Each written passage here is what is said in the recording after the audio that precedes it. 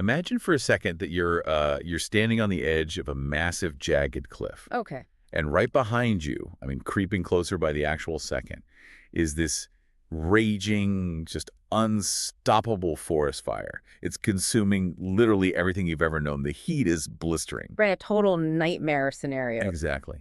But when you look forward, over the edge of that cliff, there's no soft landing. It's just a vast, frozen, completely alien wasteland. You can't stay where you are because you will burn. Yeah, you don't have a choice. Right. But to jump into that ice, well, it requires you to become a completely different kind of creature. You basically have to fundamentally destroy who you were just to survive the fall. I mean, it's the ultimate evolutionary ultimatum, really. Yeah. Adaptation through absolute destruction. You're forced to leave the natural order and engineer your own salvation, or you just perish. You have to destroy who you were to survive. Yeah. And, for thousands of years, we've treated the story of Cain and Abel as like a simple Sunday school lesson about a jealous murder. Yeah, just a morality tale about two brothers in a field. Exactly. But what if it isn't a murder at all? What if it's actually the most brutal, accurate survival manual for the dawn of human civilization that's ever been written? It's a completely different way to look at it. It really is. So today we are taking a deep dive into a massive stack of historical, archaeological, and theological sources that completely reframe early human history. For you listening, we're looking at comparative Sumerian texts, the megalithic anomaly of Göbekli Tepe, and this radical theoretical framework called Religion in the Gray. Yeah, and for those of you listening who might be new to this, Religion in the Gray is essentially a method of reading ancient texts, like a developer reading source code. Oh, I like that. Source code. Right. We're stripping away the theological user interface, the centuries of moralizing about good and evil, heaven and hell. Instead, we look at sacred texts objectively, searching for the raw data of human evolution hidden inside the narrative itself. Right. We're looking at that gray area where prehistoric trauma was essentially encoded into myth so it could survive across millennia. Okay, let's unpack this. Because we are looking at the theory that Cain wasn't history's first murderer, but like the first chief engineer of humanity. Yes. He's the actual catalyst for urbanism, agriculture, and high technology. Yeah. But, I mean, to even begin understanding how a story about a guy hitting his brother with a rock translates to a blueprint for building cities, Yeah. we really have to strip away the literal interpretation. Absolutely. You can't read it literally if you want to see the blueprint. Right. Under this gray framework, Cain and Abel aren't two biological humans. They're massive conflicting archetypes of human existence. Yeah, so let's break down those archetypes. Abel basically represents the nomadic pastoral way of life. He is the archetype of spiritual reliance and what we might call primitive innocence. Think about how a nomad moves through the world. They don't try to control their environment. They follow the migration patterns of herds. They wait for the rain. They just sort of exist within it. Exactly. They harvest what the earth naturally produces. Their entire existence is a passive, cyclical reaction to the world. They view nature as a direct manifestation of divine will, and, they trust it completely. It's the ultimate low-impact lifestyle. You don't impose your will on the dirt. You just kind of float on top of it. Right. But then you have Cain. Yeah, Cain is identified in the original text as the tiller of the ground. And that represents the shift to a settled agricultural life, which requires a completely alien psychology compared to the nomad. A total shift. Completely. Cain represents human agency and the ego. He isn't drifting with the seasons. He's standing in one specific place, drawing a boundary line, and basically forcing the earth to produce what he wants when he wants it. Yeah, he's digging clouds into the topsoil, diverting water systems, and erecting barriers. He relies on the labor of his own hands and the calculation of his own mind, rather than just waiting for providence. It's like you have two operating systems for humanity, Nomad 1.0, which is relying on nature, and Civilization 2.0, dominating nature. That's a great way to put it. And they are fundamentally incompatible in the same physical space. I mean, a farmer needs a fence to protect crops, but a nomad needs open fields for grazing herds. And this brings us right to the core of the conflict in the story. The text describes a scenario where both brothers bring offerings. Abel brings the blood of the firstborn of his flock. Cain brings the vegetation he's grown. Right, the classic setup. Yeah, and the traditional reading says God preferred Abel's offering and rejected Cain's because of some inherent sin or moral failing. But when we actually look at the raw source text, there is no mention of a sin that required an offering in the first place. Wait, really? No sin at all? None. These aren't sacrifices of atonement. So, what triggers the rejection then? If nobody sinned, why is Cain's vegetation such a problem? Because the rejection symbolizes the crushing realization that the new way of life, agriculture, land ownership, continuous labor, is agonizingly difficult. Oh, wow. Okay. Yeah, compared to the free roaming simplicity of the pastoral life, farming feels like a literal curse. You are bound to the dirt. You're subject to drought, blight, and just endless backbreaking toil. Right. The tension in the narrative isn't about God playing favorites, it's about evolutionary friction.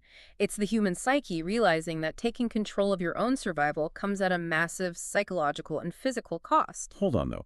If this is just like a grand metaphor for humanity adopting farming and realizing it's hard work, why is there a bloody corpse in a field? That's the big question. Right. Why couldn't it just be a story of two brothers shaking hands, one going off to build a city, one going to the plains?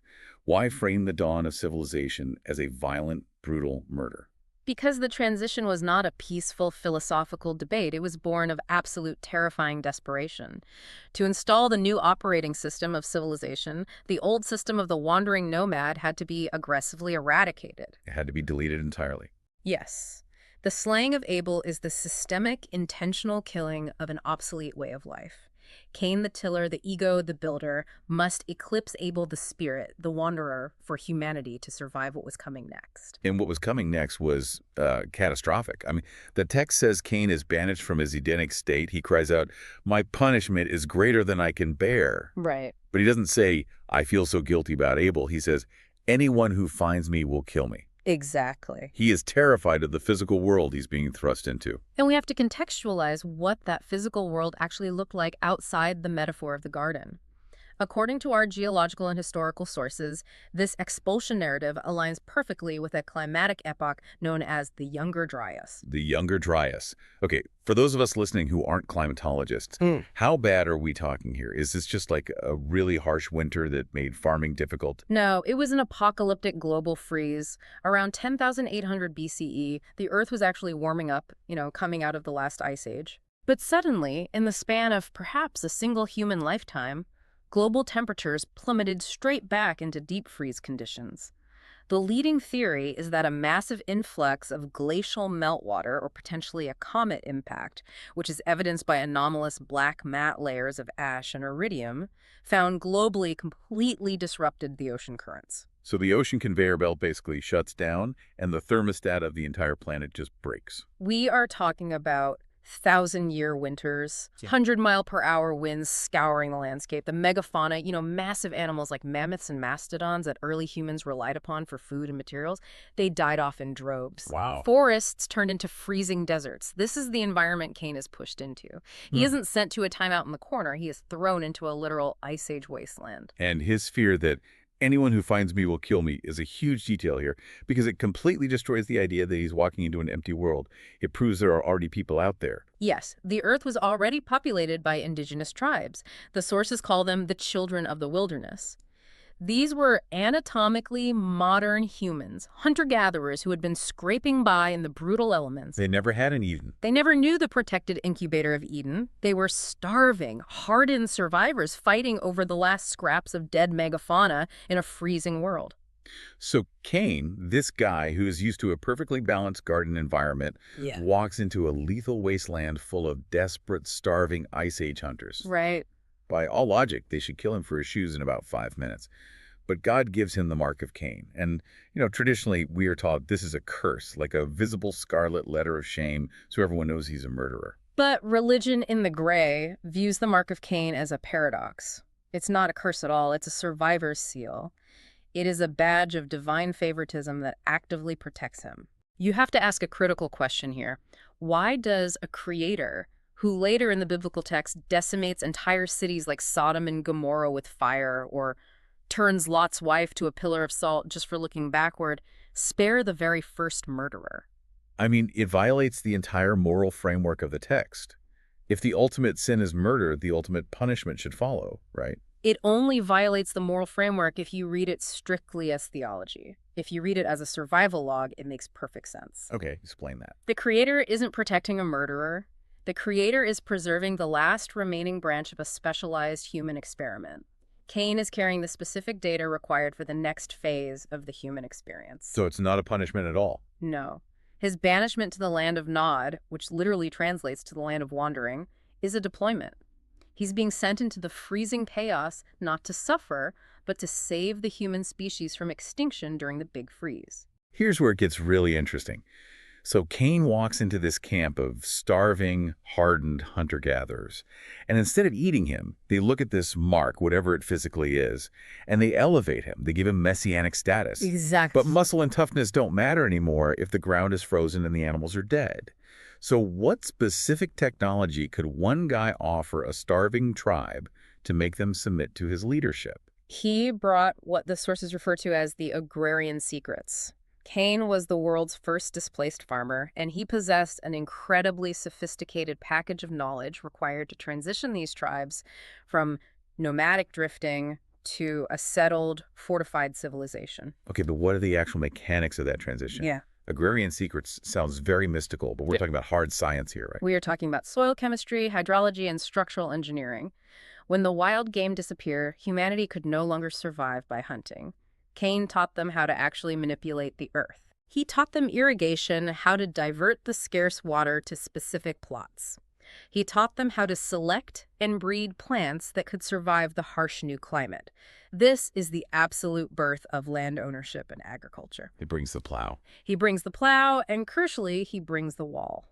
He taught these primitive tribes how to start running from the weather and start fortifying against it. Wow. He introduced the engineering and architecture necessary to build permanent, heavy stone structures capable of withstanding those catastrophic 100-mile-per-hour driest winds. But wait, if he is the very first generation out of the garden, he didn't have 5,000 years of trial and error to slowly invent complex irrigation or figure out the load-bearing physics of stone masonry. No, we didn't. You don't just guess how to build a massive stone wall that won't collapse in a hurricane. And this is the cornerstone of the theory in our sources.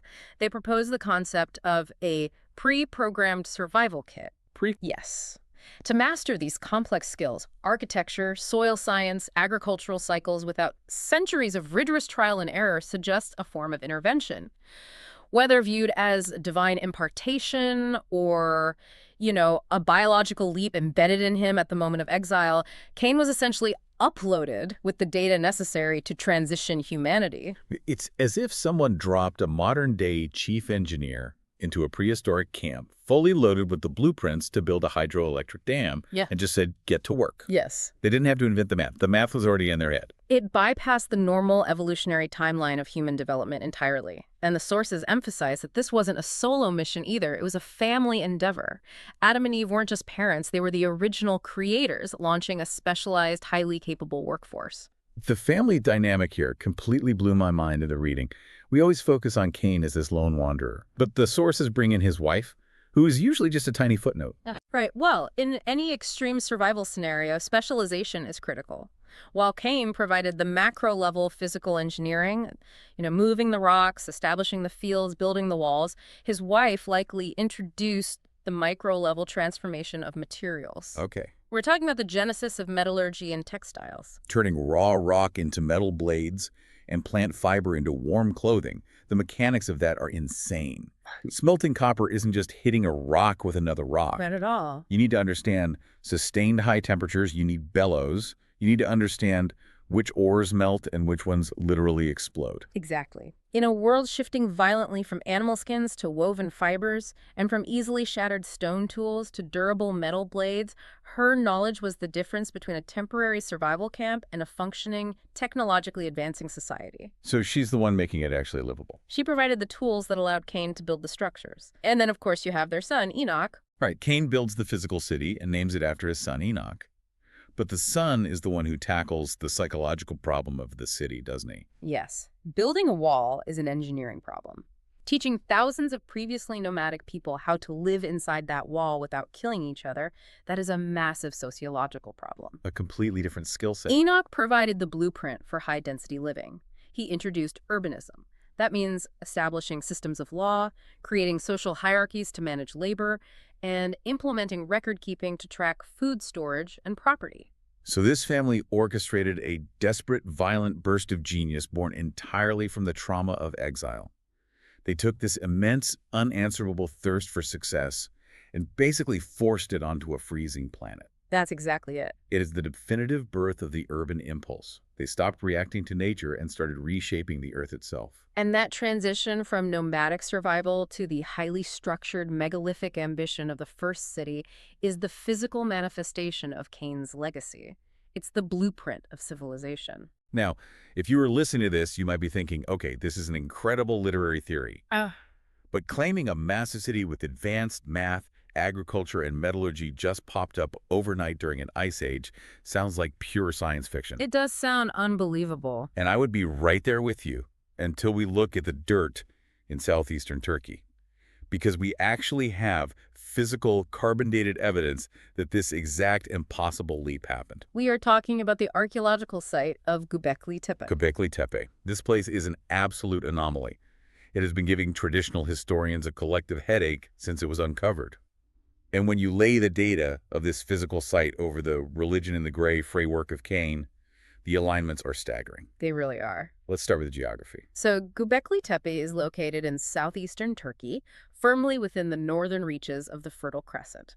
This is the precise region traditionally associated with the area east of Eden, which is where the biblical text explicitly says Cain was exiled to the land of Nod. Okay, that's already wild. Furthermore, the site is situated near the headwaters of the Tigris and Euphrates rivers.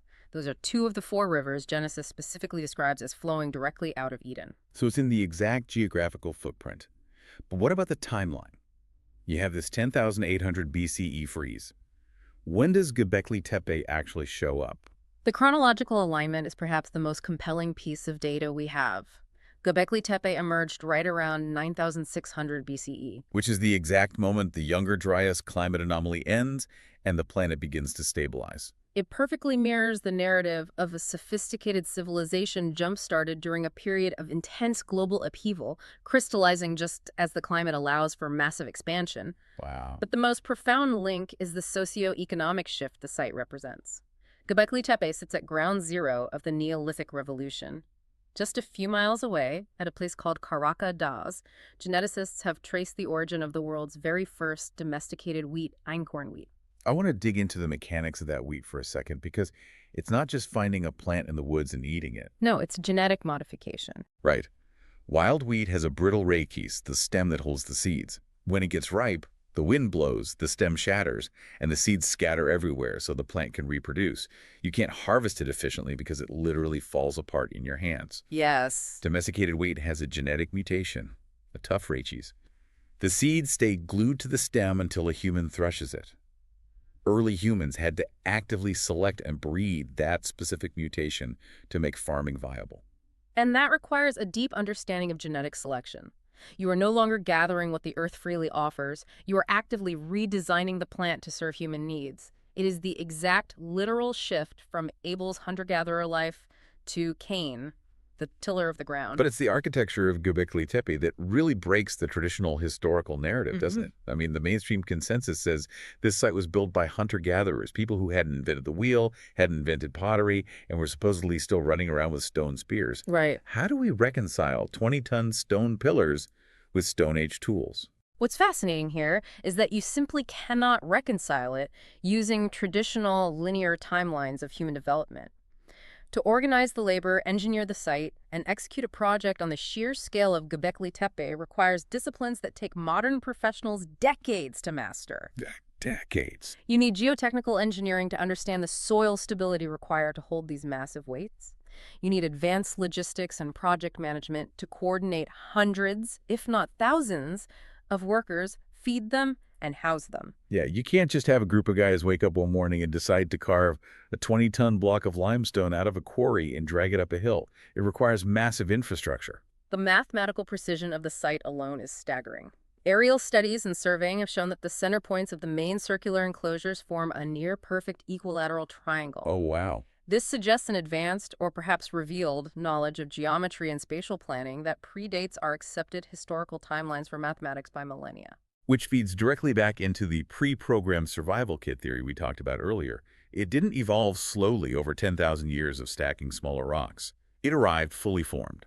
And if we look at the site through the religion in the gray framework, The carvings and the engineering itself are seen as the physical manifestation of the mark of Cain. Okay, wait. How is a building a mark? We usually think of mark as like a tattoo or a brand. Because it is a monument to human agency and dominance. Traditional ancient temples are built to look up, to worship a deity in the sky, but the massive T-shaped pillars of Göbekli Tepe are stylized human Are figures. human. Yes, they have arms and hands carved into the sides wearing belts and loincloths, but they are faceless, and carved all over these human pillars are terrifying low-relief images of apex predators, lions, scorpions, vultures, spiders. So it's not a temple to a sun god. It's a temple to humanity holding back the nightmare of nature. It is the ego of the builder made manifest in stone.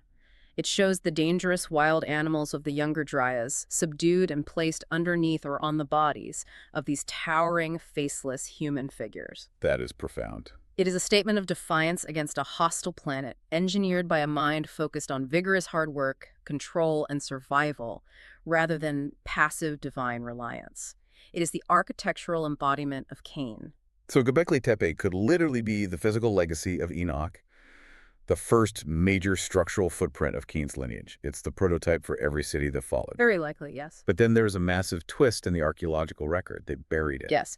Around 8000 BCE, the site was intentionally buried. It wasn't abandoned to the elements. It wasn't destroyed by an invading army.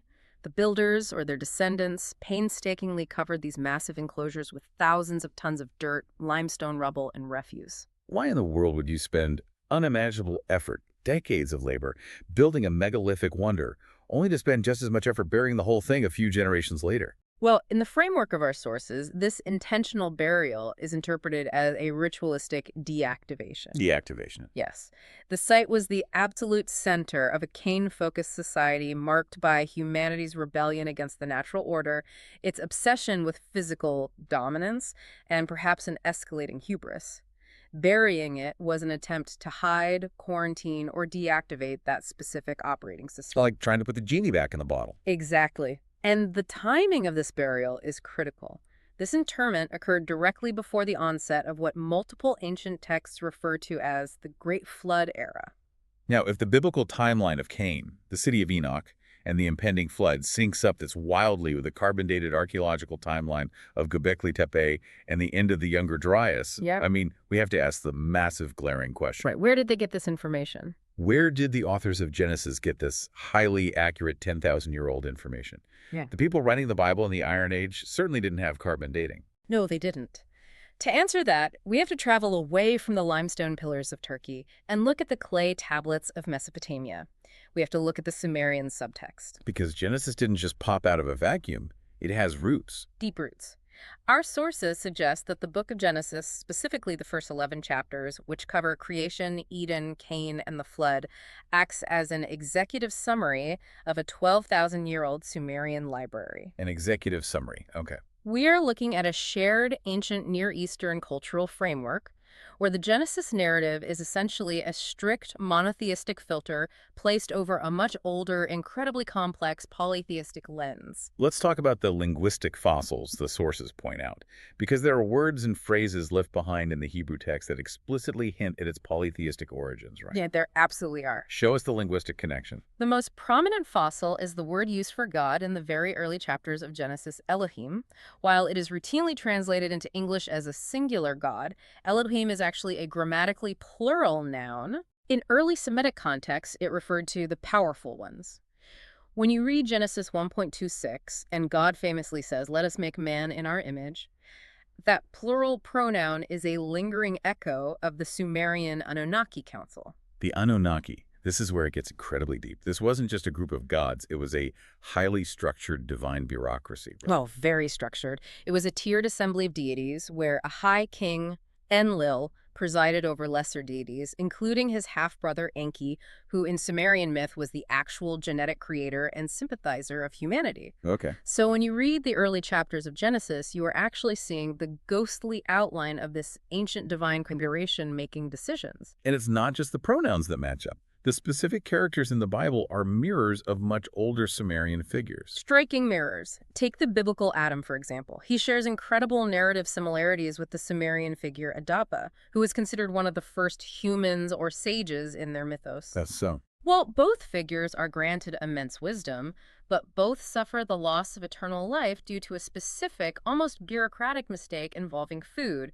Adam eats the forbidden fruit of the tree of knowledge, right? Right, the classic Apple story. Exactly. And Adapa is tricked into refusing the bread and water of life when it is literally offered to him by the high gods. That is too close to be a coincidence. Yeah. And Eve has a direct parallel too, specifically regarding the detail of her being created from Adam's rib, which honestly always seemed like such a bizarre anatomical choice in the text. It seems bizarre until you understand the Sumerian language. Eve's creation from a rib appears to be a direct linguistic play on the Sumerian word ti. T. Yes. In Sumerian, ti translates to both rib and to make live or life. Oh, wow. In Sumerian mythology, there is a goddess named Ninti, which translates to Lady of the Rib or Lady of Life. She was created specifically to heal the ailing rib of the god Enki. When the biblical authors were condensing these ancient myths, they adapted these deep-seated cultural puns and touchstones. They took this massive, sprawling, polytheistic epic and condensed it. Which brings us to the ultimate reset button in human history, the Great Flood. Yes, the flood. Because both the Sumerian texts and the authors of Genesis agree that a massive deluge wiped out this early, high-tech civilization that Cain started. But they vastly disagree on the mechanics and the motive of why it actually happened. And this is a crucial distinction for understanding how the narrative evolved. In older Sumerian texts like the Arity Genesis and the Epic of Gilgamesh, the gods send the flood because humanity has become too loud. Too loud. Yes, they are overpopulated, they are expanding their cities, and their physical noise prevents the management god, Enlil, from sleeping. You're kidding. No, it is essentially an act of pest control by a frustrated, exhausted bureaucracy. The hero of the story, Ziusudra, who is the Sumerian equivalent of Noah, is secretly warned by the dissenting god, Enki, to build a boat to save the seed of humanity. So the original story is just the gods being annoyed by urban sprawl and noise complaints. Pretty much. But Genesis changes the motive entirely. Genesis reframes the flood from a nuisance issue to a profound moral judgment. The earth isn't destroyed because humans are loud. It is destroyed because they are wicked, violent, and corrupt. That's a huge pivot. The Genesis account takes the vast epochs of Sumerian learning, the cosmic drama, and the technological achievements of Cain's line, and condenses it into a legalistic, covenant-based narrative.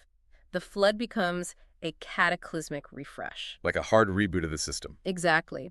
It archives the megalithic ambition of Cain's pre-Diluvian world, the 20-ton pillars, the high technology, and wipes the slate clean, burying it under water and mud, much like Göbekli Tepe was buried under dirt. So wait, we have to clarify this impartially for you, the listener. Are these sources claiming the Bible actively plagiarized Sumerian myths?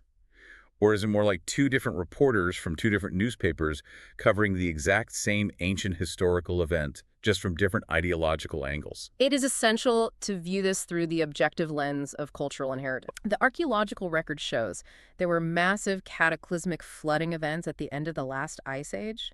These texts represent a shared human memory of actual historical trauma. They're talking about the same thing. Right. The Sumerians recorded these events first, filtering them through the framework of their complex pantheon and focusing on biological and divine evolution over millennia. And the biblical authors. Thousands of years later, the patriarchs of the Jewish faith inherited these cultural memories, but reframed them to serve a very different revolutionary theological purpose. And that theological revolution happens explicitly in Genesis 12. The sources call this the Great Pivot. Genesis 12 is the turning point of human philosophy. It is the moment Abraham leaves the city of Ur of the Chaldeans. Ur was a major cosmopolitan center in southern Mesopotamia. It was steeped in Sumerian culture, polytheism, and massive ziggurats, those stepped pyramids built to reach the gods.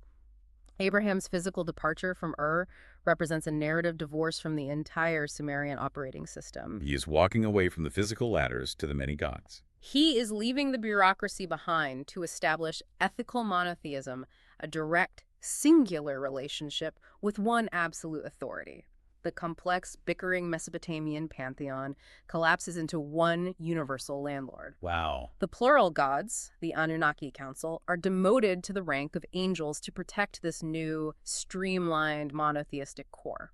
So they took the raw data of human survival, the memories of Cain's agrarian civilization, the trauma of the Younger Dryas, the floods, and they pruned it.